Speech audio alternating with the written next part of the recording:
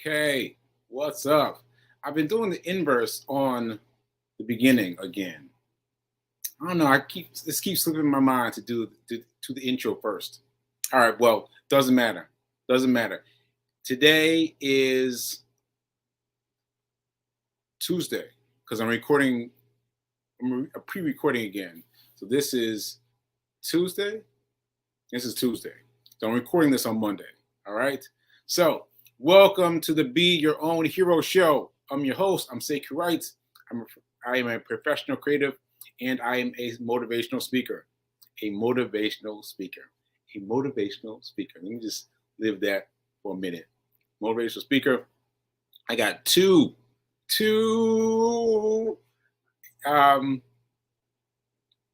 activations.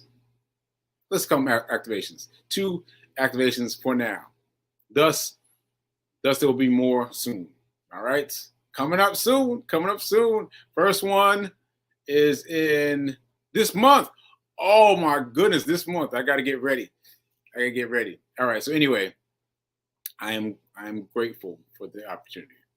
Anyway, this is the Be Your Own Hero Show. Hero is the acronym, means helping everyone reach optimism.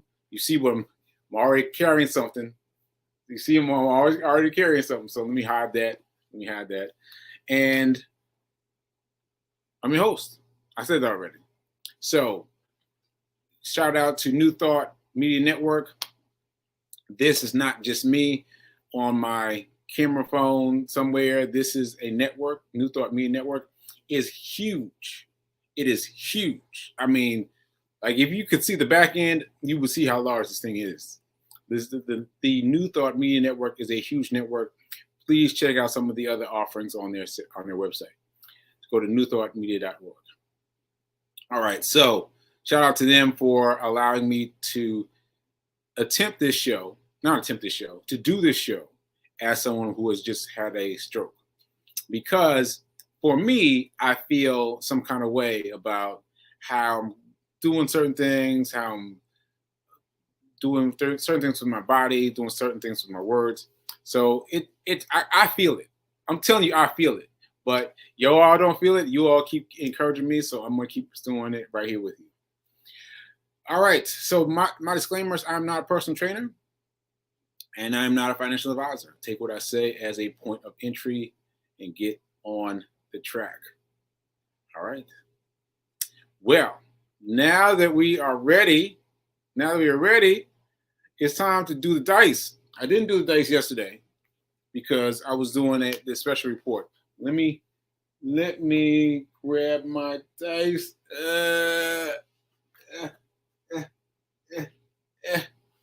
Yeah, that's my Bobo. It's my Bobo. I call him my Bobo. I don't know why I call him Bobo, but I've been calling him Bobo for a while. My lime green Bobo. All right, here we go. Let's see what we can do. There we go. I kind of want to roll it again, but I'm gonna let go. It stands as 6. Look at that. Look at me getting scared of the number 6. I refuse to be scared of this number. This number 6, that's the number for today. And I had yesterday off. So hey, there we go. Yes, that's it. Today's number is $6. Now, what to do with $6? Because I keep talking about it. I know I keep talking about it, but it's because in real life, people will talk to me and say, hey, I'm finally getting around to doing that thing. So I know how important this is. And listen, let me tell you something. I started with $1. I started investing with $1. $1. Right? And that was at the beginning of the pandemic. $1. Now let me help you understand. I had zero in savings. Had nothing, nowhere. I was just living my life the way 63% of most people live check to check. So 60 of most people live check to check, but I wasn't even living check to check. I was, freestyling, doing my own thing. So I want to put myself in a higher percentage, right? But of what I was getting in, I was so frantic about holding on to it. I would just hold on to it. And then I wouldn't put any of it, wouldn't let any of it go to do other things.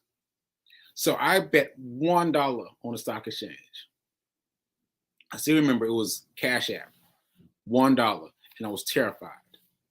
Terrified. I bet that dollar and I just knew the next day it was going to tell me that my dollar was gone. But you know what? That $1 was still there the next day. It was still there the next day. And still there the next day. And then it paid me. It paid me. What? I mean, I can't remember the number now, but let's say it was 25 cents. I mean, that's high. But let's say 5 cents. 5 cents. So all of a sudden, I woke up, I looked at the check. Because I was checking the thing every day, waiting for my $1 to disappear.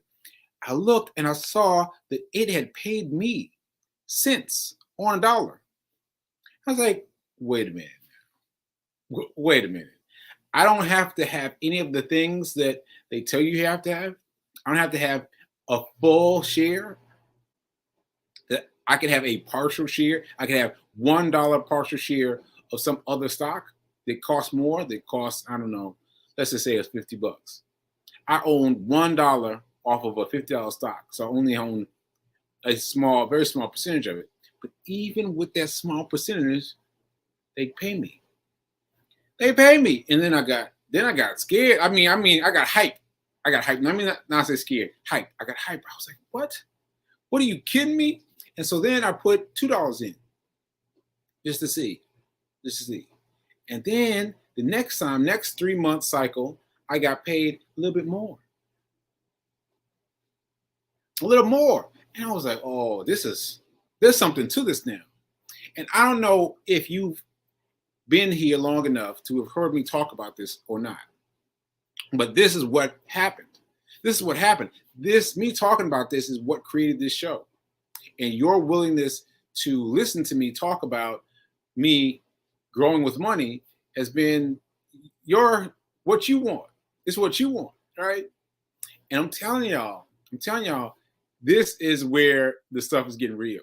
It's getting real. So stick with me because the information I'm giving you is free.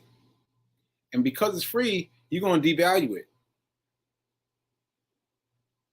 Because it's free, you're going to devalue it. Don't do that. Don't do that. Just because it's free, just drink it in and do it with us. Because it's real. It's real. All right, so I went off on a tangent there. So here we are, $6. Your goal is to move it from your checkings account into your place where you can hide it from yourself. That's what you want to do. You want to hide it from yourself. You want to hide it from the part of you that wants to use it. Thinks of it as emergency money. No, you got to keep a separate emergency account. $1,000 emergency account. You must carry a full $1,000 emergency tank. Tank. I kind of like that. $1,000 emergency tank. Right? You've got to keep that ready to deploy at all times. Right? And then separate from that, then you've got to have this extra money that you use to take care of bills or take care of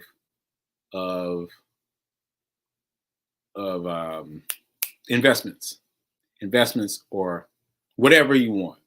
But you've got to maintain this idea of keeping the money separate, because I'm telling you, I'm making $1 off of a DoorDash salary.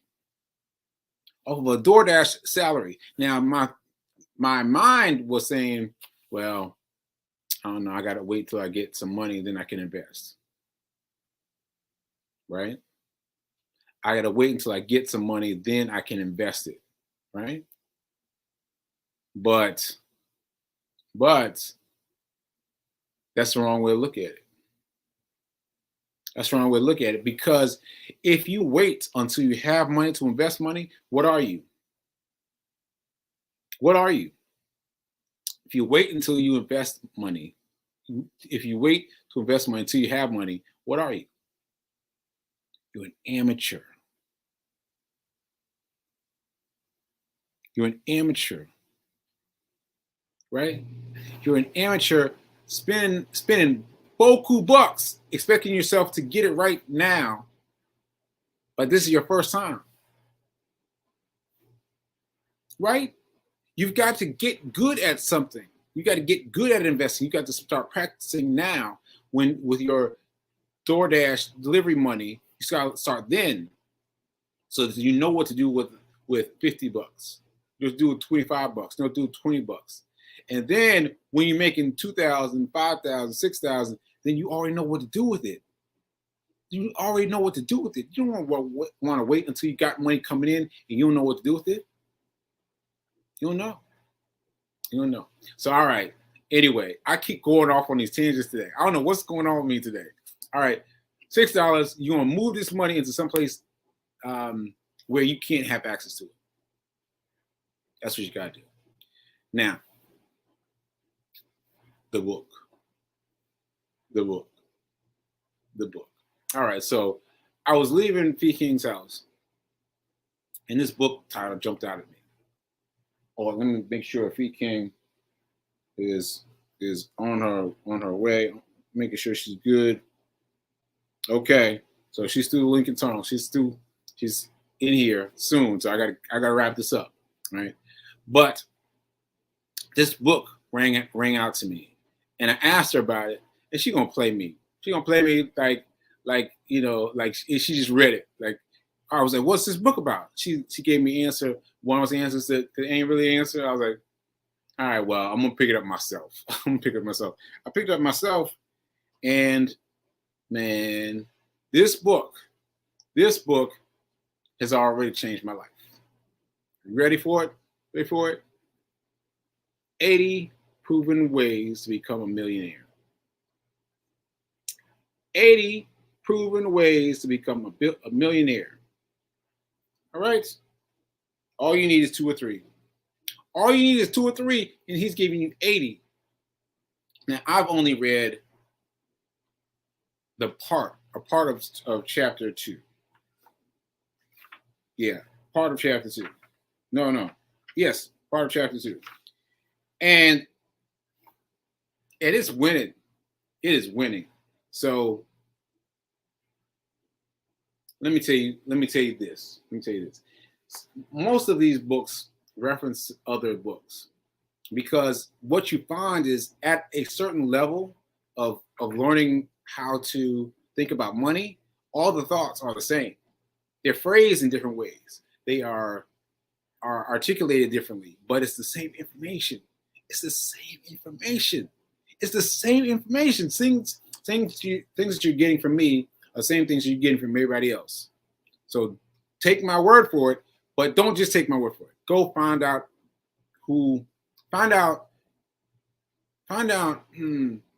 the right person who gives you this information. Right? So you're getting a sample from me, but get it from someone else. Right? So get it from someone else who can really go down and really, really give it to you. Like in terms of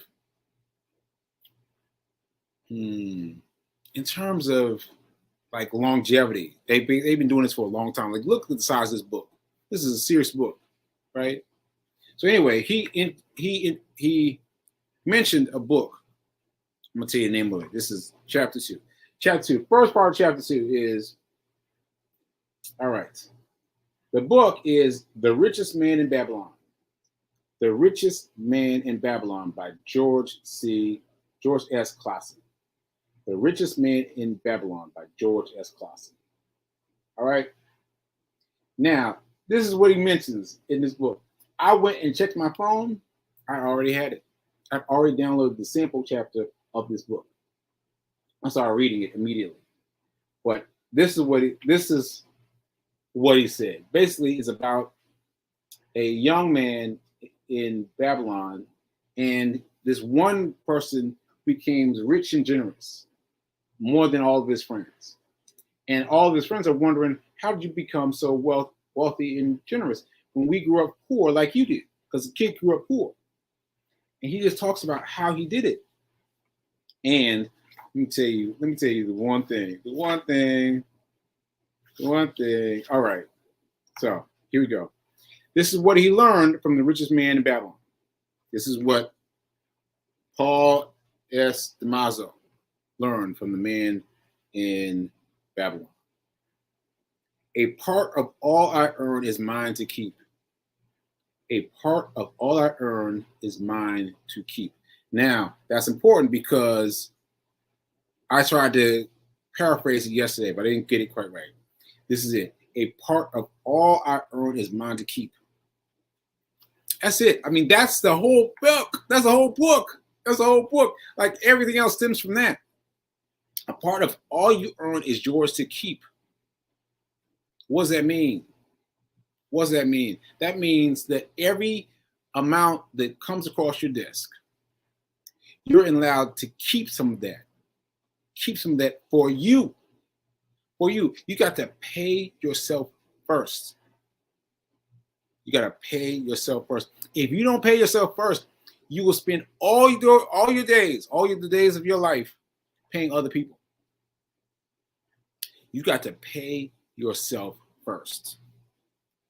And I think I'm going to leave it right there. I'm going to leave it right there because this is important. A part of all I earn is mine to keep. Everything.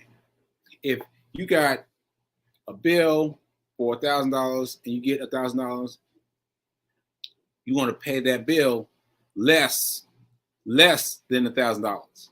You want to keep a little bit of that money, little bit, and pay the rest of that bill.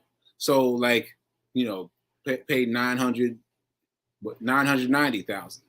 Keep 10%. Because I mean, you know, these are some wild ideas, right? And this is me talking, and this is me trying to figure it out. So take what I said with a grain of salt. But my point is, you've got to keep a little bit towards yourself for every time you get some money coming across your desk. Every time you take a little bit and hold some aside for you. I talked about that yesterday in terms of birthday girl Claudia yesterday. Me helping her with her bags, her luggage full of water and bananas. It was heavy. It was heavy, y'all. It was seriously heavy. But she gave me $10, $20, and I had since broken up $10 million. The $20. This morning I went to a coffee shop that I've known for going to. I got a coffee, and then I asked them that change the dollar bill. Like I paid with credit, and then I gave them $20 bills and asked them for money back. Now they gave me a 10, a 5, and 5 ones, right? So I've already divvied out the 2. That's my 10%, right? 10% for me, 10% for church, right? And then the rest is going back out into the world, back out into the society, giving it to people who need it, because it's important to keep that money in circulation. Keep that money in circulation. Keep that money in circulation. All right. So I'm leaving it at this place for now, for 80 proven ways to have to become a millionaire. The first thing is a lesson he learned from another book, The Richest Man in Babylon. And the first lesson is, a part of all I earn is mine to keep. A part of all I earn is mine to keep. That's important. That's important. That's really important. I hope you're getting it. Because me, with my $1, taking the $1 out of DoorDash money, I was able to make a difference. $1 out of DoorDash salary, I was able to make a difference. All right. So I'm going to leave it right there. Because I feel like I said a lot today. So let me know in the chat how you're feeling with it, how you're feeling about it. And let's see. Let's go. Because with this book, I think things are going to go fast. All right. I will see you. Well, I might do another pre-recorded, but I'll see you again tomorrow. All right, I'll see you later.